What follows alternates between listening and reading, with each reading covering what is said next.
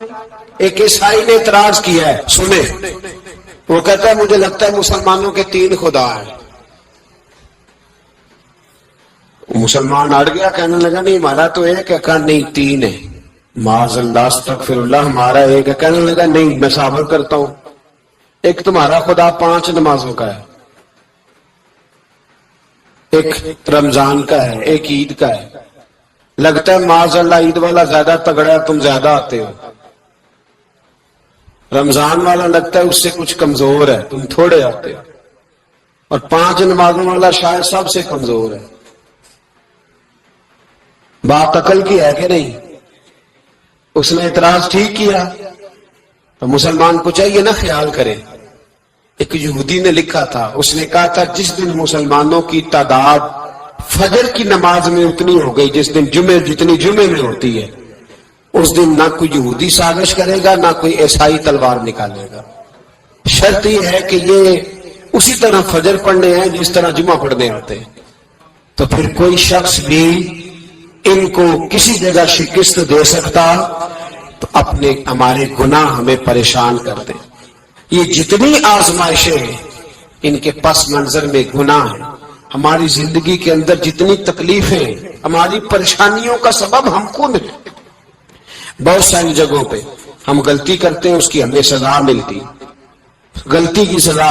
ایک نوجوان نے مجھے بڑی گہری بات سنائی، میرا قریبی تعلق تھا، کہنے لگا گھر میں بڑا مسئلہ ہے، بڑی پریشانی ہے، ماں اور بیوی کا ماحول اتنا سخت ہو گیا ہے کہ نمٹ نہیں سکتا۔ آپ یقین کریں میں نے ڈیٹیل سے ساری چیز کو اسٹڈی کیا، میرے پاس اتنا وقت نہیں ہوتا، پھر بھی میں نے اس فیملی کو پورا پڑھا تو غلطی نوجوان کی نکلی، نہ اس پہ اماں اعتبار کرتی ہے نہ بیوی اعتبار کرتی ہے۔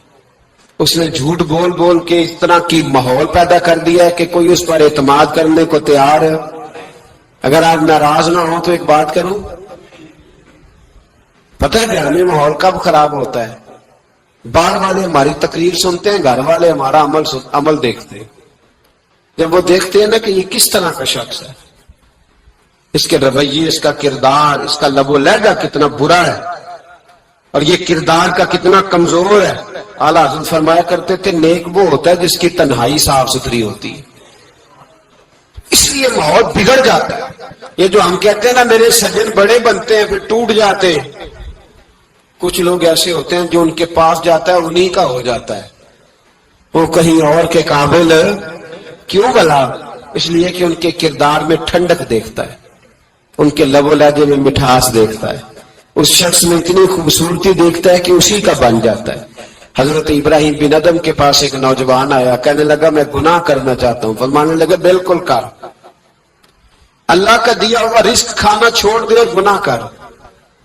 کہنے لگا یہ نہیں ہو سکتا، فرمانے لگے چل پھر اس طرح کر، رب کی زمین پہ نہ رہ، کسی اور کی زمین پہ چلا جا۔ کہنے لگا یہ بھی نہیں ہو سکتا، فرمانے لگے چل اللہ کی چھت سے نکل جا۔ کہنے لگا یہ بھی نہیں ہو سکتا، تو آپ رو پڑے۔ فرمانے لگے پھر جناب اسرائیل جب آئیں تو ان سے کہنا مجھے 2-3 سال کی مہلت دے دے، پچھلی میری گناہوں میں گزر گئی، میں ذرا 3 سال عبادت کر لوں۔ تو وہ شخص بھی رونے لگا، کہنے لگا حضور وہ مہلت نہیں دیتے، وہ جب لینے آتے ہیں تو پھر لے کے اللہ تعالیٰ نے جب انسان بنانا چاہا نا تو جناب جبریل کو کہا مٹی لے کے آ زمین سے۔ حضرت جبریل نے مٹی پہ ہاتھ ڈالا تو باقی کی مٹی رونے لگ گئی، اسے جدا نہ کر۔ تو جناب جبریل چھوڑ کے چلے گئے، حضرت میکائیل کو بھیجا مٹی لا، مٹی پہ ہاتھ ڈالا تو باقی کی مٹی رونے لگ گئی، چھوڑ کے چلے گئے۔ جناب اسرائیل کو بھیجا، مٹی پہ ہاتھ ڈالا تو باقی کی رونے لگ گئی، چھوڑ کے نہ جاؤ۔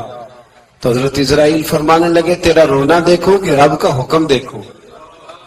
وہ لے گئے، جب پیش کی تو رب کریم نے فرمایا اسرائیل جان نکالنے کی ڈیوٹی بھی تیری، تو مٹی کو لے آنا، باقی مٹی روتی بھی رہے تو روتی رہے، جب میرا فیصلہ آ جائے تو پھر اس میں کوئی گنجائش ہے۔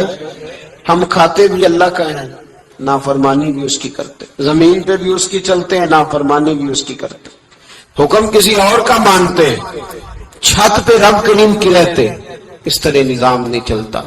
میرے بھائی یاد رکھ لو، گناہوں کی سزا ملے گی، زندگی تنگ ہو جائے یہاں بھی آزمائش ہوگی اور وہاں بھی. میں نے درس میں کہا تھا، پھر بات کہتا ہوں، یہ میں اپنے لیے کہہ رہا ہوں، توجہ ہے میری بات پر. دعا فرمایا کریں کہ جو کچھ ہم نظر آتے ہیں اللہ ہمیں ویسا بننے کی توفیق بھی عطا فرما. اللہ ویسا بننے کی یہ مشکل معاملہ ہے، مشکل.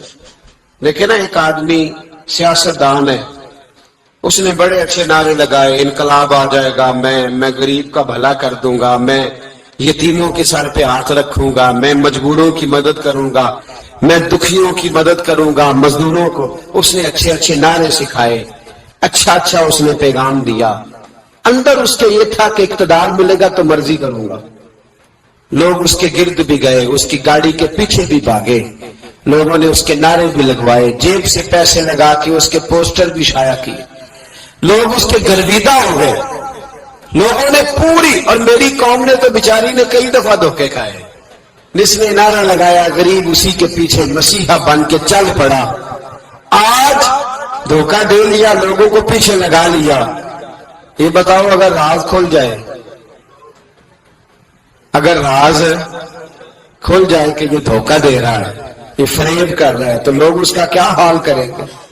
یہ راز قیامت میں کھل جائے گا. قیامت میں یہ راز یہ کھل جائے گا، کھل جائے گا. یہ دھوکے باز تھا. اذا زلزلت الارض زلزالہا، جب زلزلہ آئے گا جیسے اس کا آنا ٹھہرا. واخرجت الارض اثقالہا، زمین اپنے بوجھ باہر نکال دے. اس سے مراد کیا ہے کہ زمین پہ جو جرم ہوئے زمین بتا دے گی، باہر نکل آئے. وقال الانسان ما لہا، انسان کہے گا اسے کیا ہوا، یہ تو سب کچھ بتا رہے. بوجھ باہر نکال دے گی. ایک آدمی پیر طریقت بن کے بیٹھ گیا، جبہ کبا پہن کے، بڑی پگڑی پہن کے بیٹھ گیا، اچھی نیک باتیں بتانے لگا. لوگ اس کی دست بوسی کرنے لگے، ہاتھ چومنے لگے، پیچھے لگ گئے، خدمت کرنے لگے، جیب سے نذرانہ دینے لگے. اس کے نام پر لوگ اپنی جیب سے لنگر پکانے لگے، خانقاہ کی خدمت ہونے لگی. مہمان اس کے آتے، نوکری کوئی اور کرتا. میں نے کہا تھا شاید اپنے لیے کہہ رہا ہوں. ڈیوٹیاں لوگ کرنے لگے، حالات بدلنے لگے. لیکن اس کے اندر تو چور تھا، وہ تو دکاندار تھا. تو یہاں جو اس کے پیچھے لگے تھے وہ تو سچے تھے، انہیں تو اجر ملے گا. لیکن اس کا جب راز کھلے گا تو بڑی رسوائی ہوگی. اس کا جب راز کھلے گا تو بڑی. ایک میری طرح کا دیندار تھا، جو چہرے کا تو نیک تھا، اندر پتہ نہیں کیا کچھ تھا. ایک طوائف گزر رہی تھی، اس نے اس کو تبلیغ کر دی. کہنے لگا بس کر دے، سیانی بن جا. تو کسی دانشور نے لکھا ہے اس نے بڑا سخت جواب دیا. اس عورت نے کہنے لگی بابا میں تو جو ہوں وہ نظر بھی آ رہی ہوں، تو بتا جو تو نظر آتا ہے وہ تو ہے کہ نہیں. اس بندے نے چیخ ماری اور بے ہوش ہو کے گر پڑا. تو لوگوں نے کہا بابا آج کسی صوفی کا کلام سنا ہے جو بے ہوش ہو گیا. تو اس نے کہا نہیں، آج طوائف کی بات سنی، طوائف کی. اور وہ عجیب بات کر گئی ہے. وہ کہہ گئی ہے میں تو جو ہوں میں نظر آ رہی ہوں، تو بھی تو بتا نا، تو بتا نا کہ تو دستار امامت پہنتا ہے.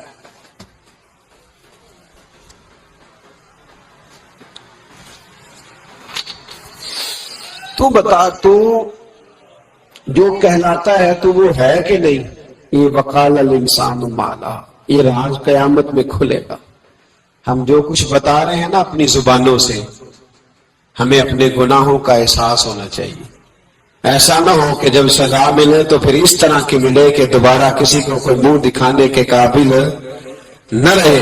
میرے بھائی یاد رکھیں اور سمجھیں، گناہ انسان کی زندگی کو تنگ کرتے ہیں. میرے نبی پاک علیہ السلام نے فرمایا جب تو جھوٹ بولتا ہے تو تیرے فرشتے کرامن کاتبین سائڈ پہ ہو کے کھڑے ہو جاتے ہیں. جب تو زنا کرتا ہے تو تیرے اندر سے ایمان نکل جاتا ہے. اور نبی پاک علیہ السلام نے فرمایا جب میری قوم میں ناانصافی عام ہو جائے گی تو قتل بھی عام ہو جائے گا. اور سن لو لکھ لینا یہ حدیث دل کی تختی پر. نبی پاک علیہ السلام نے فرمایا جب میری قوم میں بے حیائی اور بدکاری عام ہو جائے گی تو 2 سزائیں اللہ دے گا. ایک تو جوان موتیں آئیں گی، جوان بچے کچھ بھی نہیں دیکھا چلے گا. اور دوسری سزا اللہ یہ دے گا کہ ایسی بیماریاں آئیں گی جن کا علاج نہیں ملے گا، ایسے امراض پھوٹ پڑے گی. اگرچہ میں آپ کو ایسی تقریر بھی سنا سکتا تھا جس پہ آپ بہت زیادہ محظوظ ہوتے، پر میں نے اس جمعے میں ایسا موضوع چنا ہے جس کا ہمیں خاص ضرورت ہے. بھائی دیکھے تو صحیح کہیں ایسا تو نہیں کہ ہم ان عیبوں میں مبتلا ہیں. میرے نبی کریم علیہ السلام نے فرمایا جب تم نیکی کا حکم دینا اور برائی سے منع کرنا چھوڑ دو گے پھر اللہ تم پر ظالم حکمران مسلط کرے. اور اگلے لفظ اس سے بھی زیادہ سخت ہیں. محبوب فرمانے لگے پھر تمہاری نیک لوگ دعائیں بھی کریں گے تو اللہ وقتی طور پر ان کی دعاؤں کو بھی قبول نہیں فرمائے گا. اس لیے کہ تم لوگوں نے نیکی کا حکم دینا اور بھلائی سے روکنا چھوڑ دیا. عزیزو یاد رکھو جب گناہ عام ہوتے تو پھر حالات بدلتے اور لوگوں کو سزا ملتی ہے ان کے گناہوں کی. بلکہ یہاں تک لکھا ہے کہ نیت خراب ہو تو سزا شروع ہو جاتی.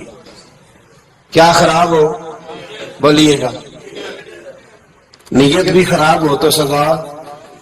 حضرت رومی کہتے ہیں ایک بادشاہ کو پتہ چل گیا کہ ایک آدمی نے بڑا اچھا باغ لگایا ہے، خوبصورت باغ ہے، مالٹے کا کنوں کا باغ بڑا پیارا. بادشاہ نے کہا ذرا جا کے دیکھتا ہوں. بادشاہ سلامت باغ دیکھنے آئے تو اب وہ مزدور آدمی تھا، عام آدمی تھا جس نے باغ لگایا، کسان تھا. اس کو کہا کہ چند کنوں توڑ کے لایا تو بڑے پیارے لگے. ایک دو اور لایا، کھائے، بڑے میٹھے، بڑے پیارے، بڑے توانا، بڑا مزہ آیا. تو بادشاہ کے دل میں خیال آیا کہ اس پہ قبضہ نہ کر لوں باغ پہ. ہمارے یہاں نا کرائے پہ دکان دیتا نا مالک، تو جب کسی غریب کی چل جاتی ہے کہتا ہے تو خالی کر، میں نے خود ڈال لی ہے. چل گئی نا اس کی. حالانکہ رزق اپنے اپنے نصیب کا ہے، رزق اپنے اپنے نصیب کا ہے، جس کو اللہ تعالیٰ چاہتا ہے عطا کرتا ہے. تو اس کو کہا کہ اور توڑ کے لا، اور دل میں خیال ہے کہ یار اتنا اچھا باغ ہے قبضہ کر لیتے ہیں. ہماری حکومتیں قبضہ کر لیتی ہیں کہ جو چیز اچھی لگ جاتی. اب وہ کسان 2-3 کنوں توڑ کے لایا، اس نے کھائے تو کھٹے نکلے، ترش تھے. کہنے لگا تجھے کیا ہو گیا ہے؟ تو بندہ بڑا صاحب دل تھا، کہنے لگا میں تو ٹھیک ہوں، آپ اپنی نیت سے پوچھیں کہیں خراب تو نہیں ہو گئی. تو کنوں میں بھی اس کا اثر آ گیا ہے. اپنی نیت تو نیتیں بگڑ جائیں نا نیتیں. اب ایک بات کہنے لگا ہوں، غور سے سننا. جب تک 2 بھائی اکٹھے کاروبار کرتے ہیں نیت ہوتی ہے کہ ہمارا گھر چلے گا، تب تک اللہ برکت دیتا ہے. اور جب اپنی اپنی جیبیں سمیٹنے لگ جاتے ہیں نا کہ یہ میرا 5,000 ہے آج میں گیا تھا اگڑائی کرنے، یہ میرا 10,000 ہے آج میں نے محنت زیادہ کی، جب وہ ٹٹولنے لگتے ہیں پھر اس دکان سے بھی برکت اٹھ جاتی ہے، پھر وہاں سے بھی برکت چلی جاتی ہے. فَإِنَّ لَهُ مَعِيشَةً ضَنْكَ. فرمایا جب تو میں منہ پھیر لیتا ہے پھر تیری زندگی اللہ تنگ کر دے، پھر وہاں سے بھی برکت، خوبصورتی، اثر اٹھ جاتا ہے. ایک سنار نے گلی میں ایک یتیم چھوٹے سے بچے کو گھومتے دیکھا تو سنار بے اولاد تھا، بچے کو اٹھا کے گھر لے آیا. 18 سال اس بچے کی پرورش کی، اس کو پالا پوسا، جوان کیا. سنار کے پاس وہ دکان پہ چلا جاتا، وہ کئی دفعہ دکان پہ رہتا، کئی دفعہ گھر میں رہتا. ایک دفعہ وہ دکان پہ تھا، بچہ گھر تھا، 18 سال کا جوان. اس کی بیوی اکیلی تھی. وہ جس نے ماں بن کے پالا تھا اس نے اسی پہ حملہ کر دیا، اس کا بازو بری نیت سے تھاما.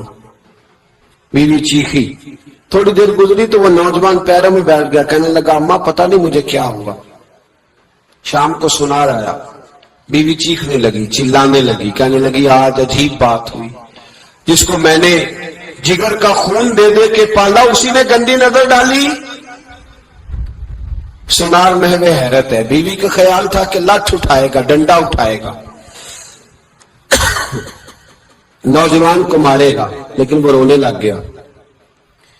اس نے کہا آج اس نے میرا بازو تھاما ہے، جانے کیا کیا ہے، پریشان ہونے لگ گیا، سجدے میں گر گیا۔ کہا تو بتاتا کیوں نہیں؟ تو وہ سنا کہنے لگا اس کی غلطی نہیں، 18 سال کے بعد آج مجھ پر بھی شیطان سوار ہوا تھا۔ ایک عورت آئی تھی، اپنے بازوؤں میں چوڑیاں پہننا چاہتی تھی تو میں نے بھی گندی نظر سے ہاتھ ڈالا تھا، رب کریم نے مجھے فوراً اس کی سزا دی۔ جن کے گھروں میں بیٹیاں ہوتی ہیں ان کی نظریں گندی نہیں ہوتی، جو بیٹیوں کے باپ ہوتے ہیں، جو بہنوں کے بھائی ہوتے ہیں، ان کی نظریں گندی۔ اور اگر تو ٹیلی فون کرتا ہے، تو کسی عورت کے ساتھ تعلق رکھتا ہے، تو یہ بات لکھ لے، امام فخر الدین رازی 1، علامہ اسماعیل حقی 2، ملا جلال الدین رومی 3، امام خازن 4، امام جلال الدین سیوطی 5 حدیث کے استاد اور محدث لکھتے ہیں کہ اگر تو کسی پر گندی نظر ڈالے گا تو تیرا گھر بچ سکتا، یاد رکھ نہیں بچے گا، اس لیے کہ تیری نظر کسی کی بیٹی کو بیٹی سمجھ تاکہ تیری بچی کا پردہ قائم رہے، کسی کی بہن کو، یہ کیا بات ہوئی کہ تو جتنا مرضی گند معاشرے میں پھیلاتا رہے تیرا گھر بچا رہے، یہ کیسے ہو سکتا ہے؟ فَإِنَّ لَهُ مَعِيشَةً ضَنْكَ، اللہ فرماتا ہے زندگی تنگ ہو جائے گی تیرے لیے مشکل، تو ڈھونڈتا پھرے گا کہ میں مرنے کو جگہ تلاش کروں۔ سچی توبہ کرے، کھری توبہ کرے، یہ گناہ انسان کو مجبور کر دیتے۔ حضرت عبداللہ بن مبارک رحمت اللہ تعالی علیہ، ان کے سینکڑوں شاگرد تھے، ایک شاگرد کے انتقال کا وقت آیا تو گھر گئے ملنے، آپ کہتے ہیں میں نے زور لگا لیا پر اس کی زبان پر کلمہ جاری نہیں ہوا، میں اسے کہتا کلمہ پڑھ پر اس کی زبان پر جاری، اللہ اکبر، بہت بڑی نعمت ہے، دعا فرمائے اللہ ایمان کی موت عطا فرمائے، ایمان کی موت دے اللہ کریم، ایمان کی موت دے۔ ایسے بھی لوگ دیکھے ہیں، مسجد نبوی ہے، رسول اللہ کا شہر ہے، سر سجدے میں ہے، روح پرواز کر گئی، روح پر کہ کتنا نصیبوں والا ہے، کتنا نصیبوں والا ہے کہ مسجد نبوی میں سر سجدے میں رکھا ہے اور اللہ تبارک و تعالیٰ نے محبوب کے قدموں میں موت عطا فرمائی۔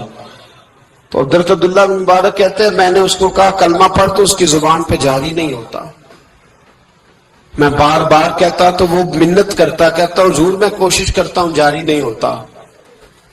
فرماتے میں پریشان ہو کے اٹھا، ابھی میں دروازے پہ پہنچا تھا، اس نے چیخ ماری اور روح پرواز کر گئی، بچے رونے لگے، بیوی رونے لگی، تو میں نے اس کی بیوی سے کہا کہ جرم کیا کرتا تھا، اتنا بڑا پاپی پہ کلمہ جاری نہیں ہوا۔ اس کی زوجہ کہنے لگی حضرت جی 2 گناہ تھے اس کے، ایک تو یہ شراب کا عادی تھا، روکتی تھی باز نہیں آتا تھا، اور دوسری بات یہ کہ یہ اپنی اماں کا نافرمان تھا، وہ 2 گلیاں چھوڑ کے رہتی ہے، یہ کبھی ملنے نہیں گیا تھا، اس بوڑھی کا کلیجہ اس کی طرف سے بڑی تکلیف میں تھا۔ تو حضرت عبداللہ بن مبارک کہنے لگے جا تو بھی دعا کر اور اس کی ماں کو بھی کہہ دعا کرے کہ یہاں تو یہ کلمہ نہیں اسے نصیب ہوا، اللہ کرے اللہ آخرت کی منزلیں اس کی بہتر فرما دے۔ میرے بھائی ایسے گناہ حضرت مالک بن دینار نے توبہ کی انہوں نے، کس طرح؟ فرماتے میں نشے کا عادی تھا، کسی نے مجھے کہا کہ بطور دوائی شراب پی لو تو میں نے پی لی، نشے کا عادی تھا، شراب پیتا تھا۔ اللہ تعالیٰ نے بڑی منتوں اور کوششوں کے بعد، منتوں کے بعد ایک بیٹی عطا فرمائی، وہ بھی 2.5-3 سال کی ہوئی تو پردہ کر گئی۔ کہتے میں اس کی قبر پہ بیٹھ کے گھنٹوں روتا، شراب کا عادی تھا۔